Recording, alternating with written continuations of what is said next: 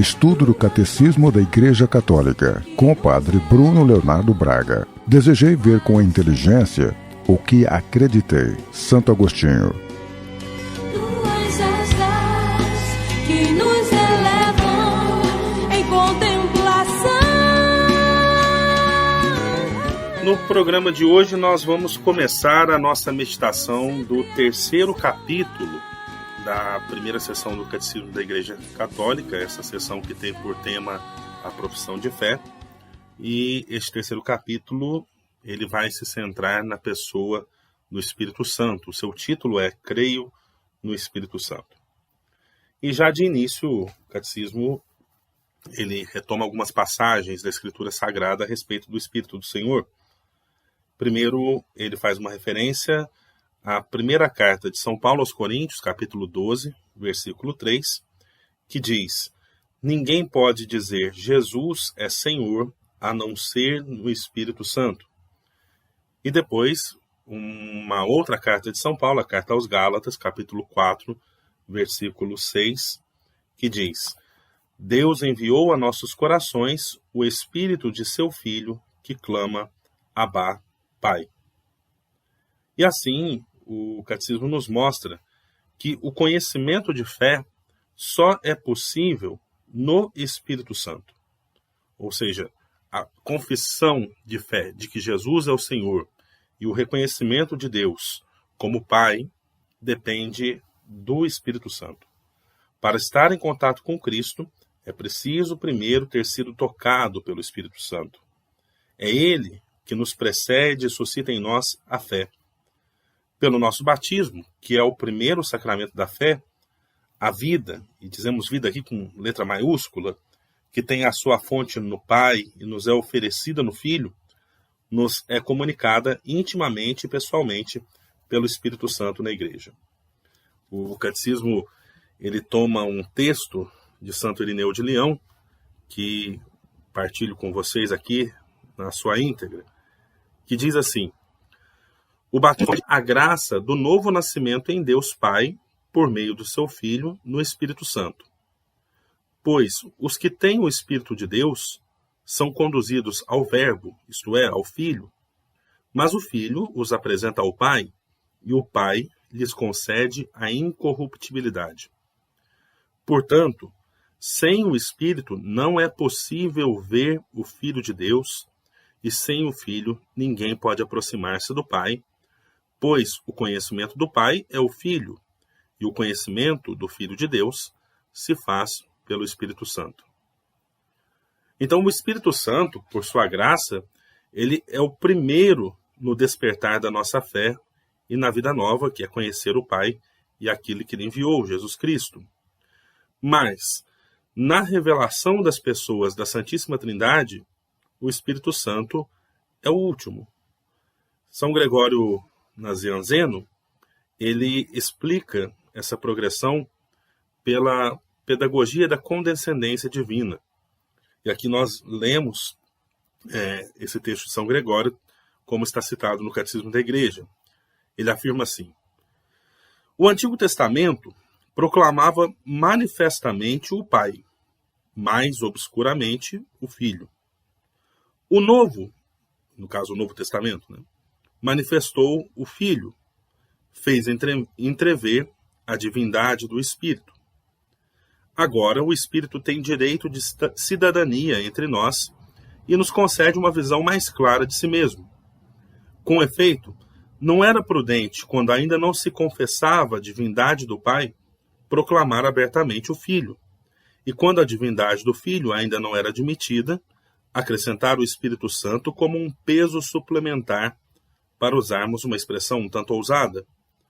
É por meio de avanços e de progressões, de glória em glória, que a luz da Trindade resplenderá em claridades mais brilhantes. Assim, nós vemos um caminho pedagógico da revelação de Deus que vai nos permitindo compreender e penetrar progressivamente no seu mistério. Crer no Espírito Santo é, portanto, professar que o Espírito Santo é uma das pessoas da Santíssima Trindade, consubstancial ao Pai e ao Filho, ou seja, ele tem a mesma natureza, a mesma substância divina que o Pai e o Filho. E ao mesmo tempo, o Espírito Santo é com o Pai e o Filho adorado e glorificado. Nós, quando falamos sobre a Santíssima Trindade, falamos sobre a teologia trinitária, falamos sobre a realidade íntima de Deus. Nesse ponto do catecismo, nós não vamos mais refletir sobre isso, porque já foi refletido, mas nós vamos falar sobre aquilo que a teologia chama de economia divina, ou seja, a ação de Deus na história humana, uma ação que vai mostrando o seu ser. Então, nesse capítulo 3º, que fala sobre a fé no Espírito Santo, nós vamos ver a ação do Espírito de Deus no meio da humanidade. O Espírito Santo, ele está em ação com o Pai e o Filho do início até a consumação do projeto da nossa salvação. Mas é nos últimos tempos, inaugurados pela encarnação redentora do Filho, que o Espírito Santo foi revelado e dado, reconhecido e acolhido como pessoa. Então, esse projeto divino, realizado em Cristo, primogênito e cabeça da nova criação, poderá tomar corpo na humanidade pelo Espírito difundido. E aí nós vemos que os outros artigos da profissão de fé vão entrar dentro dessa obra do Espírito Santo. Vamos ver a realidade da igreja, a comunhão dos santos, a remissão dos pecados, a ressurreição da carne e a vida eterna.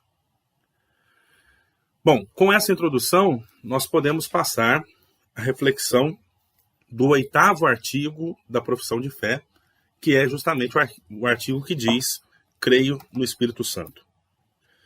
Começando essa reflexão, o catecismo, mais uma vez, volta à Escritura Sagrada, que é a fonte da nossa fé. Ele cita a primeira carta aos Coríntios, capítulo 2, versículo 11, em que o apóstolo diz: o que está em Deus, ninguém o conhece, senão o Espírito de Deus. Ora, seu Espírito, que o revela, nos dá a conhecer Cristo, seu verbo, sua palavra viva, mas não se revela a si mesmo. Percebemos que o Espírito, então, ele revela o Filho, mas não revela a si mesmo. Aquele que falou pelos profetas nos faz ouvir a palavra do Pai, que é Cristo. Mas ele mesmo nós não o ouvimos. Só o conhecemos no momento em que ele nos revela o Verbo e nos dispõe a acolhê-lo na fé. O Espírito de verdade, que nos desvenda o Cristo, não fala de si mesmo. Tal apagamento, propriamente divino, explica por que o mundo não pôde acolhê-lo, porque não o vê nem o conhece, enquanto os que creem em Cristo o conhecem, porque ele permanece com eles.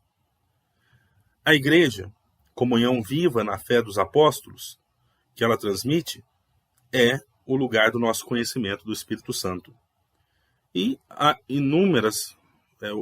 há várias formas de ação do Espírito Santo que nos tornam perceptível a presença da sua pessoa. O Espírito Santo, ele nos fala através das Escrituras que ele inspirou, ou age através delas também, na tradição, da qual os padres da Igreja são as testemunhas sempre atuais, no magistério da Igreja, ao qual ele assiste, na liturgia sacramental, por meio das suas palavras e de seus símbolos, na qual o Espírito Santo nos coloca em comunhão com Cristo, na oração, na qual ele intercede por nós, nos carismas e nos ministérios, pelos quais a Igreja é edificada, nos sinais de vida apostólica e missionária, no testemunho dos santos, no qual ele manifesta a sua santidade, continua a obra da salvação. Então, para nós que cremos, o Espírito Santo, ele pode ser, sim, conhecido, ele mesmo agindo em nós. A missão do Espírito Santo é conjunta com a missão do Filho. Aquele que o Pai enviou aos nossos corações, o Espírito do seu Filho, é realmente Deus. Consubstancial ao Pai e ao Filho, ele é inseparável dos dois, tanto na vida íntima da Trindade, como no seu dom de amor pelo mundo. Mas, Ao adorar a Santíssima Trindade, vivificante, consubstancial e indivisível, a fé da Igreja professa também a distinção das pessoas. Quando o Pai envia o seu verbo, a sua palavra, o Filho, ele envia sempre o seu sopro. Missão conjunta em que o Filho e o Espírito Santo são distintos, mas inseparáveis. Sem dúvida, é Cristo que aparece, ele que é a imagem visível do Deus invisível, mas é o Espírito Santo quem o revela. Jesus é Cristo, a palavra Cristo significa ungido, e ele é o Cristo, ungido porque o Espírito é a unção dele. E tudo que advém a partir da encarnação decorre dessa plenitude. Quando finalmente o Cristo é glorificado, pode, por sua vez, de junto do Pai, enviar o Espírito aos que creem nele, comunica-lhes a sua glória, isso é, o Espírito Santo que o glorifica. A missão conjunta, ela se desdobrará então nos filhos adotados pelo Pai no corpo do seu Filho. A missão do Espírito de adoção será uni-los a Cristo e fazê-los viver nele. Nós temos no Catecismo um texto de São Gregório Niceno que diz assim: a noção da unção sugere que não existe nenhuma distância entre o Filho e o Espírito. Com efeito, da mesma forma que entre a superfície do corpo e a unção do óleo, nem a razão nem os sentidos conhecem nenhum intermediário, assim é imediato o contato do Filho com o Espírito, tanto que para aquele que vai tomar contato com o Filho pela fé, é necessário encontrar primeiro o óleo, pelo contato. Com efeito, não há nenhuma parte que esteja privada do Espírito Santo. Por isso, a confissão do senhorio do Filho se faz no Espírito Santo para os que a recebem, vindo o Espírito de todas as partes, precedendo os que se aproximam pela fé. Pois bem, isso foi apenas o início da nossa reflexão sobre o Espírito Santo. No nosso próximo programa, nós vamos prosseguir meditando sobre a pessoa do Espírito Santo na Escritura Sagrada, na tradição da Igreja, no Magistério, e vamos conhecer melhor este Deus que, para muitos, é ainda uma figura desconhecida.